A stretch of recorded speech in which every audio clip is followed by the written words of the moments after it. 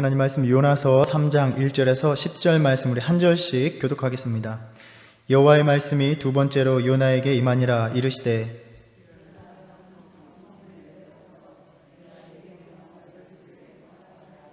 요나가 여호와의 말씀대로 일어나서 니느웨로 가니라. 니느웨는 사흘 동안 걸을 만큼 하나님 앞에 큰 성읍이더라.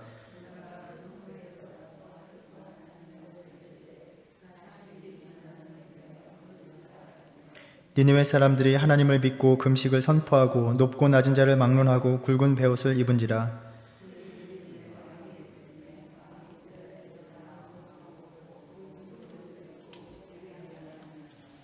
왕과 그의 대신들이 조서를 내려 니느웨에 선포하여 이르되 사람이나 짐승이나 소떼나 양떼나 아무것도 입에 대지 말지니 곧 먹지도 말 것이요 물도 마시지 말 것이며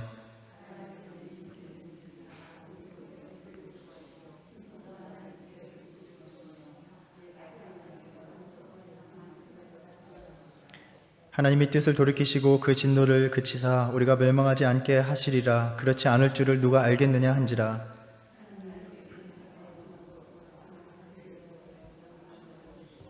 하나님이 뜻을 돌이키사 그들에게 내리시리라고 말씀하신 재앙을 내리지 아니하시니라. 아멘. 우리가 지난주에는 사무엘의 이야기를 통해서 순종과 믿음의 의미에 대해서 함께 나누었습니다. 사무엘의 어머니 한나는 자신의 소원을 신실히 지키는 여인이었습니다. 간절히 눈물로 기도하고 응답받은 아들이었지만 하나님께 드린 서원대로 사무엘이 성소에 머물러 하나님을 섬기게 하였습니다. 또 그녀의 남편 엘가나 역시 아내의 소원을 이행하도록 하였습니다. 우리는 사무엘을 통해서 엘리와 사무엘이 어떻게 대비되는지를 살펴보았습니다. 엘리는 불순종, 즉 자식들의 죄악을 바로잡지 않는 영적인 무감각으로 인해서 하나님께서 그의 집에 세우셨던 언약이 파기되었습니다. 하나님께서는 말씀하시기를 나를 존중히 여기는 자를 내가 존중히 여기고 나를 멸시하는 자를 내가 경멸하리라 라고 분명히 말씀하셨습니다. 우리 인간을 사랑하셔서 구원과 축복의 형태로 허락하신 그 언약은 하나님을 존중하는 삶, 하나님의 말씀을 따르는 그 순종이 요구됨을 보게 하셨습니다. 우리를 더욱 두렵게 하는 것은 더 이상 엘리에게 하나님께서 말씀하시지 않으셨다는 것입니다. 주님의 말씀을 듣기 원하여도 하나님의 말씀이 주어지지 않았습니다. 순종은 하나님의 말씀을 듣는 일입니다. 오직 순종하고자 하는 이에게 하나님께서 말씀하십니다. 이제 하나님의 말씀은 순종하는 자 사무엘에게 주어졌습니다. 여호와여 말씀하옵소서 주의 종이 듣겠나이다. 이러한 믿음이 하나님의 말씀을 다시 듣는 비결이요 또 우리가 회복해야 하는 믿음입니다. 우리가 계속해서 이 말씀을 나눌 때에 여호와여 말씀하옵소서 주의 종이 듣겠나이다. 다시 이 고백과 결심으로 주님 앞에 서는 저와 여러분 되기를 바랍니다. 하나님께서는 우리에게 그렇게 순종을 원하시지만 안타깝게도 성경이 전해주고 있는 인물들의 삶을 통해 볼 때도 또 인류의 역사를 볼 때에도 불순종으로 가득한 것을 보게 됩니다. 우리 역시도 당연히 하나님 앞에 순종해야 된다라는 것을 잘 알고 있지만 우리의 삶이 순종과 멀어져 있음을 너무나도 자주 발견하게 됩니다. 함께 나누었던 성경의 인물들의 삶을 볼 때에도 우리는 순종하는 삶보다는 불순종하는 모습에 더 공감이 가는 것도 사실입니다. 불순종의 이유는 참 많습니다. 우선적으로는 하나님 없이 살아가고 싶은 완악하고 패역한 마음 때문일 것입니다. 그런데 마음은 순종하고 싶지만 막상 감당하기 어려운 때도 많습니다. 모세나 여호수아, 기드온과 같이 주님께서 명하시는 일이 지금 처해 있는 상황이나 또 내가 감당할 수 있는 능력과는 너무나 동떨어져 보이기 때문에 순종하는 것이 주저될 때가 있습니다. 하나님은 자꾸만 불가능한 일들을 요구하시는 것만 같습니다. 눈으로 보는 현실과 달라서 하나님을 신뢰하는 일이 너무나 어렵습니다. 우리가 나누었듯이 하나님께서는 하나님 이외에 신뢰할 만한 그 어떤 요소들도 다 철저히 제거하시면서 순종은 온전히 하나님만 신뢰하는 것임을 철저하게 가르쳐 주시고 훈련시키셨습니다. 이루시는 것은 오직 하나님께 다 맡기고 우리는 지금 나에게 주어진 그 말씀에만 순종하는 것입니다. 그리고 오늘 우리는 이 요나의 이야기를 통해서 또다시 또 하나의 불순종의 이유를 발견하게 됩니다. 불순종하는 요나, 그의 내면에 요동치는 갈등에 대해서 살펴보면서 우리들의 믿음의 모습을 다시 한번 돌아보고자 합니다. 우리는 요나서를 표면적으로 읽어보면 크신 은혜를 이해하지 못하는 어리석은 선지자가 그 사랑을 깨닫는 이야기처럼 보이지만 실은 불순종의 삶이 우리 안에 얼마나 뿌리 깊게 박혀 있는지를 보여주는 이야기입니다. 요나서가 우리에게 전하고 싶은 것은 하나님께서 니느웨 백성까지도 사랑하시는 분이다. 그분의 은혜는 정말 놀랍고 위대하다라는 어쩌면 우리에게는 너무나 익숙한 또 식상하고 진부한 이야기를 넘어서서 이 요나서를 주석하고 있는 학자 제임스 린버그가 말하고 있는 것처럼 당신은 요나라는 인물이 바로 당신 자신을 뜻한다는 것을 깨닫고 있습니까? 이것을 묻고 있는 것이라 생각해 봅니다. 우리가 요나서의 이야기를 읽어보면 참 막장 드라마 같은 그러한 요소들, 황당한 이야기들이 참 많습니다. 갑자기 큰 고기가 나와서 사람을 삼키고 거기에서 사람이 3일을 살지를 않나, 또 회개한다고 짐승도 금식시키고 또 베옷을 입히지 않나. 그런데 그 가장 황당한 이야기들 중에 가장 앞권은 바로 요나 자신입니다. 큰 성읍 니느웨를 향한 하나님의 은혜로운 사랑을 보여주는 이야기 속에서 옥의 티같이 누에가시처럼 삐딱하고 꿈틀거리고 있는 인물이 바로 하나님의 보내심을 받은 요나였습니다. 요나라는 이름은 비둘기라는 의미가 있습니다. 비둘기라는 새는 단순하고 속이기 쉬우며 겁이 많은 새로서 간주되곤 합니다. 성경에서 비둘기라는 표상이 이스라엘을 가리키는 데 사용되기도 합니다. 호세아서 7장 11절에 보면 에브라임은 어리석은 비둘기같이 지혜가 없어서 애굽을 향하여 부르짖으며 아수르로 가는도다 라고 말씀하고 있습니다. 비둘기가 이스라엘에 비유되고 있는 것입니다. 그런 측면에서 본다면 이 요나의 모습이 바로 이스라엘이었고 또 한편으로 우리 자신의 모습임을 전해주고 있는 것입니다. 요나의 이야기는 하나님을 섬기는 사람들, 또 하나님의 부르심을 받은 사람들의 어떤 이상적인 모습보다는 그 내면에 실제하고 있는 그 모습을 적나라하게 보여주고 있습니다. 속된 표현으로 말하자면 요나만큼 똘끼 있는 예언자도 없었을 것입니다. 보통 예언자들은 주님 앞에 두려운 마음으로 순종하는데 요나는 그냥 싫다고 도망가 버립니다. 또 4장에 보면 마음에 들지 않는다고 하나님 앞에 나아가 그냥 저를 죽여주십시오 라고 확 대들어 버리고 있습니다. 막 가자는 거죠. 물론 문학적인 측면에서 보면 과장을 통한 수사를 이야기하는 것이겠지만 이를 통해서 하나님 앞에선 우리의 본 모습을 돌아보게 합니다. 요나는 예언자입니다.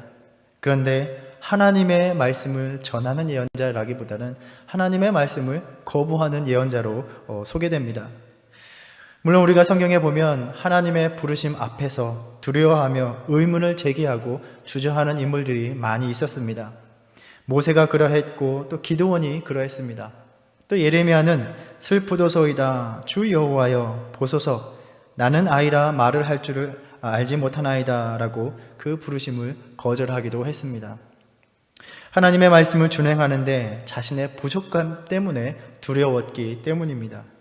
그런데 요나는 하나님 앞에 대놓고 반항을 하고 있습니다. 하나님께서 요나에게 명하신 일은 무엇이었습니까? 1장 2절에서 너는 일어나 저 큰 성읍 니느웨로 가서 그것을 향하여 외치라. 그 악독이 내 앞에 상달되었음이니라. 요나는 당시 이스라엘에게 악의 대명사요 하나님을 멀리하는 것으로 통했던 니느웨 성읍에 심판을 선포하고 회개할 기회를 주라는 명령을 받았습니다. 열왕기상 14장 25절에 보면 요나는 북왕국 이스라엘의 여로보암 2세 때 시기적으로 본다면 주전 8세기경에 활동한 것으로 언급됩니다. 이 당시에 니느웨는 아수르의 중요한 도시였고 후에는 그 제국의 수도가 됩니다. 다만 우리가 생각해 볼 것은 요나 당시에는 니느웨라는 곳이 이스라엘에는 잘 알려진 도시가 아니었기에 아마도 아수르 제국의 악랄함을 경험한 후대에 요나 시대의 배경을 설정으로 해서 기록된 말씀이 아닐까 이렇게 생각을 합니다. 북왕국 이스라엘은 아수르 제국에게 멸망을 당했고 유다까지 전멸을 당할 뻔했습니다. 이러한 일을 겪은 후에 아마도 주전 4, 5세기경에 포로 생활과 귀환을 하던 그 시기에 이방인들이 이스라엘의 신앙에 귀의하는 일들이 벌어지기 시작합니다. 이스라엘은 이제 하나님은 모든 사람들을 구원하기 원하시고 또 이스라엘을 자신은 이 목적을 위해서 부르심을 받았다는 것을 깨닫기 시작해야 했습니다. 아마도 이러한 신학적인 전망 속에서 기록된 책으로 보입니다. 어쨌든 요나는 하나님이 명하신 임무에서 벗어나고자 합니다. 그 이유는 악한 니느웨 사람을 두려워했기 때문이 아니라 자신이 혐오하는 니느웨 백성에게 회개와 구원의 기회를 주고 싶지 않았기 때문입니다. 니느웨의 경고의 말씀을 담고 있는 나훔 3장 1절 말씀을 보면 화 있을진저 피의 성이여 그 안에는 거짓이 가득하고 포악이 가득하며 탈취가 떠나지 아니하는도다 라고 말을 합니다. 그러니까 니느웨는 폭력이 만연한 곳, 폭력으로 유명한 곳이었고 하나님과 그 백성을 대적하는 모든 것을 상징하는 그러한 곳입니다. 후대에 이 요나의 이야기를 들었던 사람들은 자신들의 조상들이 니느웨의 나라 아수르에게 학대를 받았던 그 고통을 다시 한번 기억하였을 것입니다. 그러니까 니느웨, 지금 요나의 상황을 오늘날 근대사에 비해 본다면 나치의 대학살을 겪은 유대인에게 독일에 가서 그들에게 복음을 전하라는, 일제의 끔찍한 만행을 겪은 이들에게 다시 일본에 가서 복음을 전하라는 명령을 받는 것과도 같은 것입니다. 한이 맺혀 있는 그 원수 같은 나라, 하나님의 심판으로 당연히 망해야 된다라고 생각하는 그런 곳에 가서 회개시키라, 저들의 생명을 살리라 라고 그 명령을 받고 있는 것입니다. 하나님의 자비가 이스라엘을 넘어서 미친다는 그 사실을 받아들이고 싶지 않았습니다. 그래서 그는 몸도 마음도 하나님의 뜻으로부터 멀리 가고자 발버둥을 치고 있습니다. 이를 위해서 요나가 한 것은 니느웨가 아닌 그 정반대에 있는 다시스로 도망을 가는 일입니다. 다시스의 위치는 여전히 불확실하지만 아마도 오늘날 스페인의 한 지역일 것이다 이렇게 추정합니다. 그 당시 사람들에게 있어서는 세상의 끝으로 알려진 곳입니다. 이 불순종하는 사람들의 착각이 무엇인지를 요나가 잘 보여주고 있습니다. 내가 하나님으로부터 피할 수 있다라고 생각하는 것입니다. 1장 3절에 보면 요나가 여호와의 얼굴을 피하려고 일어나 다시스로 도망하려 했다라고 전합니다. 이 요나의 모습은 그 당시에 이스라엘 내에서는 통하지도 않았던 신들이 통치 영역이 있고 그것을 벗어나기만 하면 그 신들의 영향이 미칠 수 없다는 그러한 어리석은 사고를 반영하고 있습니다. 우리가 신앙생활을 하면서 불순종할 때 우리의 모습은 어떻습니까? 정말 사력을 다해서 불순종합니다. 그렇죠? 불순종하는 데 쏟아부은 시간과 노력을 반만 신앙생활에 쏟아부었어도 그처럼 경건한 삶을 살 수는 없을 것입니다. 욥바에서 다시스로 가는 배상만 해도 엄청 비쌌을 것이다 이렇게 말을 합니다. 요나는 그렇게 자기의 물질을 쓰고 시간을 쓰며 하나님으로부터 피하려고 하고 있는 것입니다. 불순종하는 사람들의 특징을 보면 그냥 막연히 가만히 있는 것이 아니라 정말 최선을 다해서 불순종하려 한다는 것입니다. 요나의 이야기는 그 어떤 상황도 하나님을 피하는 것이 가능하지 않다는 것을 보여줍니다. 우리가 잘 알고 있는 시편 139편의 기자는 이것을 분명하게 밝히고 있습니다. 내가 주의 영을 떠나 어디로 가며 주의 앞에서 어디로 피하리이까? 내가 하늘에 올라갈지라도 거기 계시며 수월에 내 자리를 펼지라도 거기 계시니이다. 우리가 하나님께 불순종하여 피할 곳은 그 어디에도 없습니다. 또 이것은 곧 우리가 하나님께서 주신 사명을 피하는 일도 가능하지 않다는 것을 말씀하고 있는 것입니다. 계속되는 장면들, 전개되고 있는 이야기들 속에서 요나의 모습은 불순종이 얼마나 그에게 뿌리 깊이 박혀 있는가를 보여줍니다. 하나님을 거스르는 요나에게 하나님께서 큰 폭풍우를 내리셨습니다. 요나의 불순종 때문에 그 이방 벳사람들의 생명이 위험에 놓이게 되었습니다. 우리가 아침마다 창세기를 묵상하며 아브라함의 삶을 돌아보고 있습니다. 아브라함이 하나님 앞에 신실하지 못할 때에 축복받는 사람이 되지 못했고 그로 인해서 세상에 저주가 들어왔습니다. 아브라함이 아내 사라를 누이라 할 때에 하나님께서 그 일로 바로와 그 집에 큰 재앙을 내리신 것입니다. 바울은 한 사람이 순종하지 아니함으로 많은 사람이 죄인 된 것 같이 한 사람이 순종하심으로 많은 사람이 의인이 되리라 라고 말씀합니다. 불순종하는 개인과 하나님만의 문제가 결코 아닙니다. 불순종하는 자의 가정이 또 그가 속한 공동체, 그와 관계 맺고 있는 모든 자들에게 불행이 닥치는 것입니다. 폭풍우를 만난 가운데서도 요나에게서 순종하는 모습은 찾기 어렵습니다. 이방의 선원들과 요나의 모습이 참 대조적입니다. 요나는 자신이 바다와 육지를 지으신 하나님을 경외하는 사람이다 라고 말을 합니다. 그런데 정작 주님을 두려워하고 주님 앞에 제물을 드린 이들은 배의 선원들이었습니다. 우리는 하나님을 경외하지 않았던 선원들이 드리는 기도를 듣게 됩니다. 1장 14절에서 무리가 여호와께 부르짖어 이르되 여호와여 구하고 구하오니 이 사람의 생명 때문에 우리를 멸망시키지 마옵소서. 무죄한 피를 우리에게 돌리지 마옵소서. 주 여호와께서는 주의 뜻대로 행하심이다 라고 하나님 앞에 간구를 드립니다. 그러나 정작 하나님을 경외하고 있던 사람인 요나의 기도는 우리가 들을 수 없습니다. 림버그의 말처럼 그는 하나님에 대하여 알고 있었고 주변 사람들에게 하나님에 대하여 말하는 사람이었지만 정작 그 자신은 하나님을 향하여 말하지 않는 사람이었다. 그는 정작 하나님께 기도하는 사람은 아니었다라는 것입니다. 불순종하는 사람들의 모습입니다. 저는 이 장면에서 요나를 향한 선원들의 말이 바로 불신앙으로 살아가는, 불순종으로 살아가고 있는 신앙들에게 하는 말이 아닐까 생각합니다.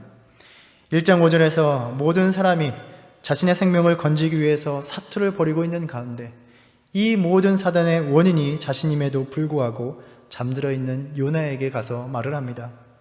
자는 자여 어찌함이냐, 일어나서 내 하나님께 구하라. 또 10절에서 요나가 하나님을 피하여 도망했다는 것을 알고 두려워하면서 그에게 이렇게 말을 합니다. 내가 어찌하여 그렇게 행하였느냐.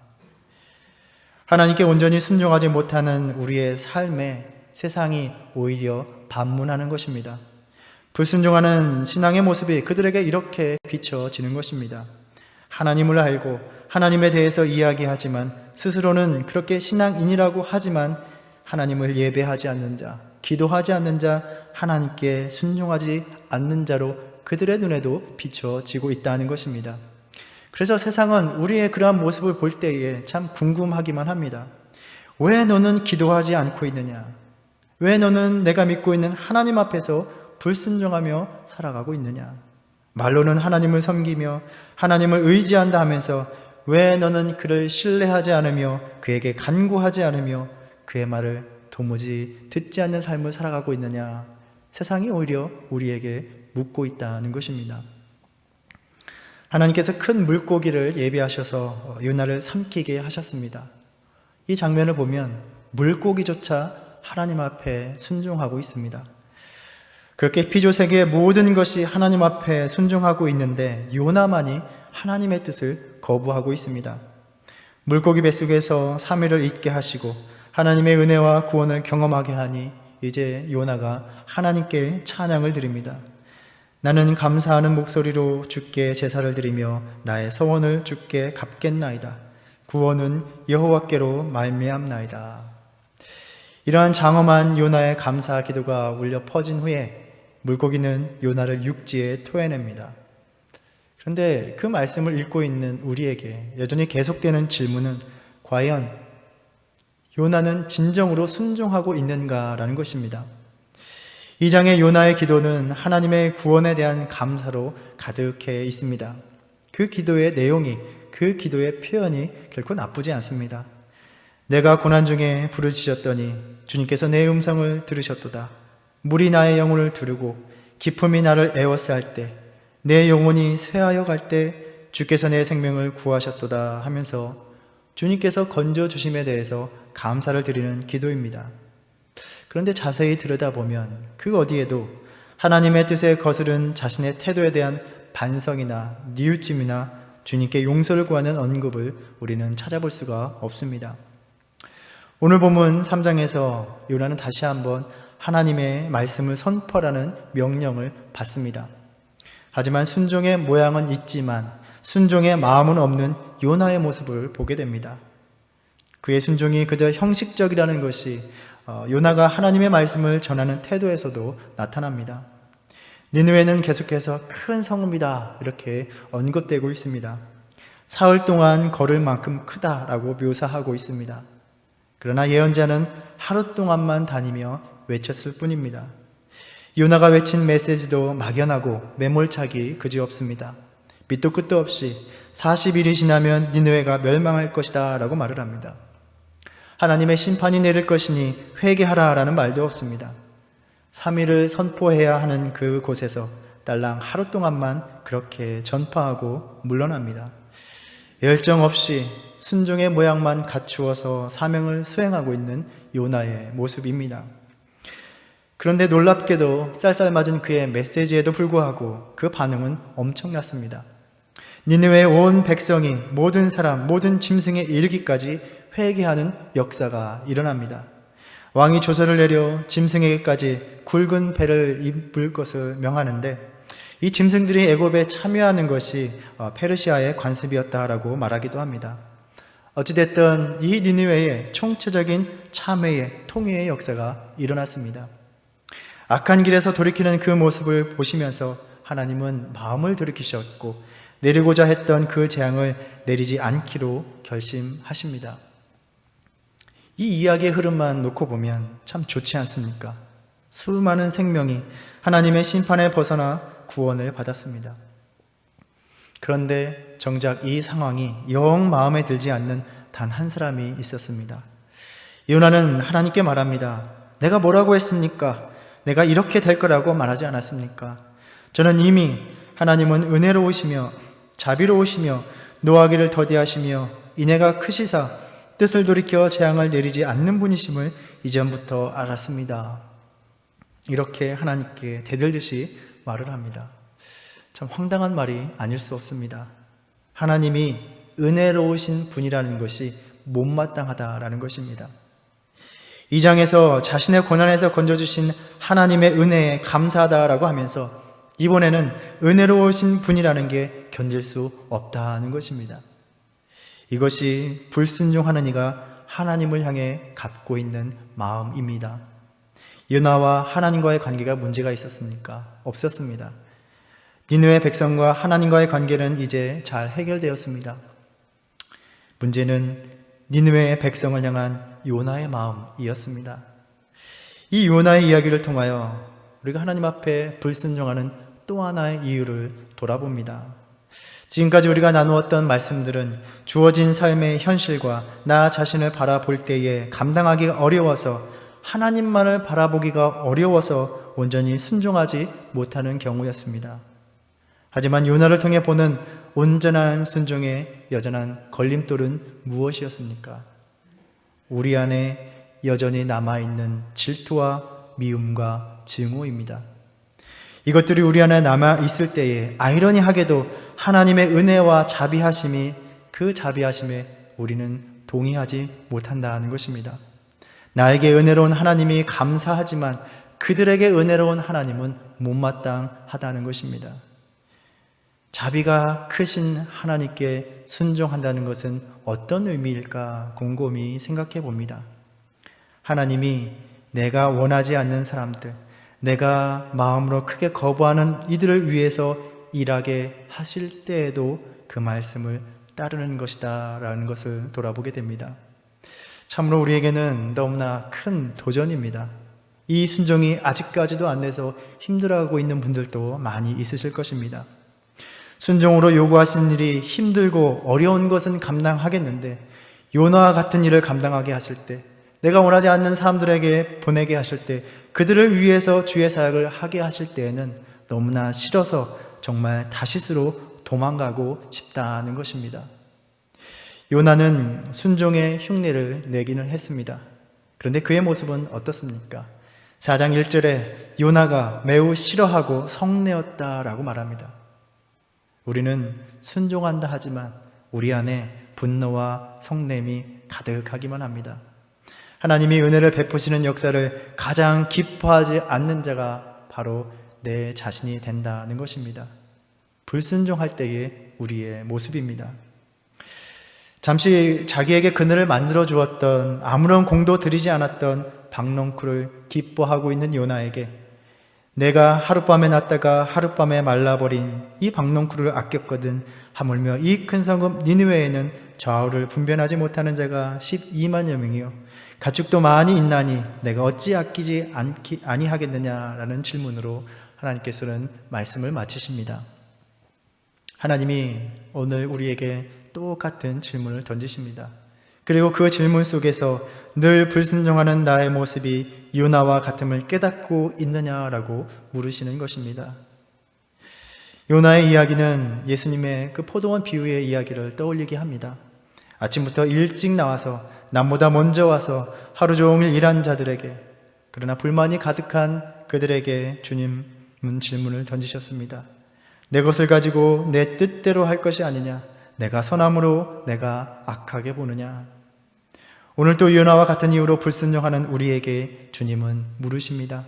4장 4절의 말씀과 같이 내가 성내는 것이 옳으냐? 우리가 나누고 있는 주제로 연결시킨다면 내가 성내어 불순종하는 것이 옳으냐라는 말씀입니다. 요나서를 통해서 하나님이 정말 가장 순종받기를 원하시는 사람은 누구였습니까? 배의 선원도 아니었고 니느웨의 백성도 아니었습니다. 바로 요나의 순종을 원하셨습니다.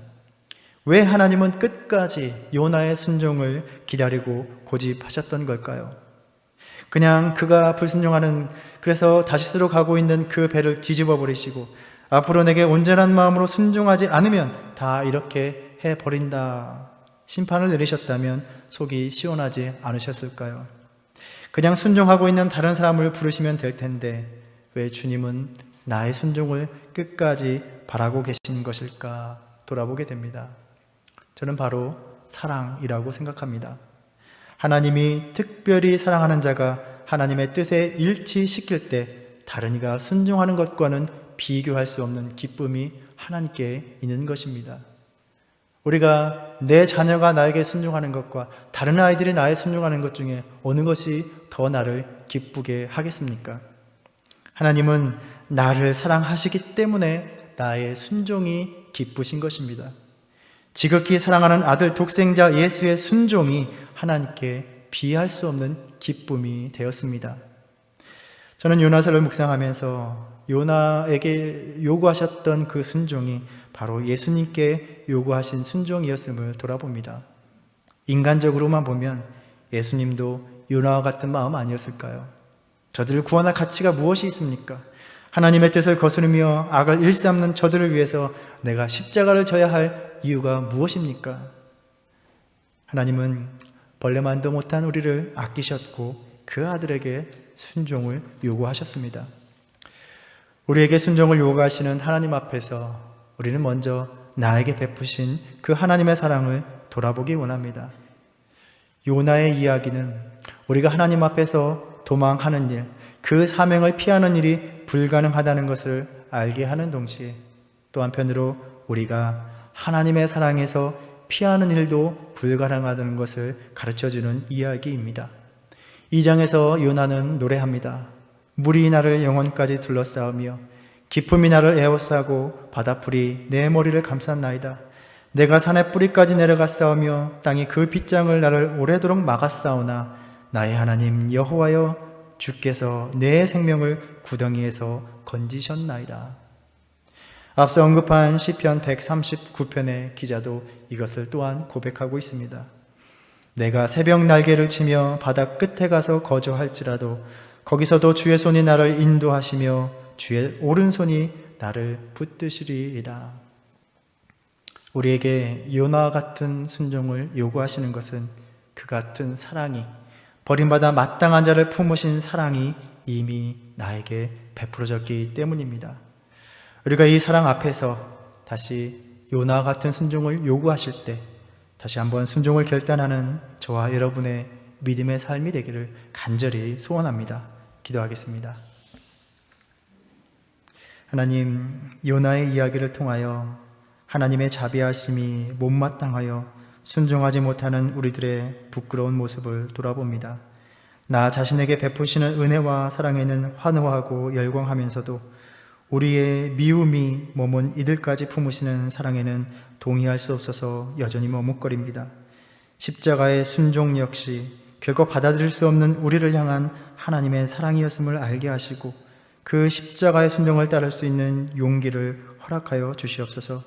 무엇보다 다시 순종의 마음을 품기 위하여 그 어디로도 피할 수 없는 주님의 깊은 사랑을 다시 깨닫는 삶으로 인도하여 주시옵소서. 예수님의 이름으로 기도드립니다. 아멘.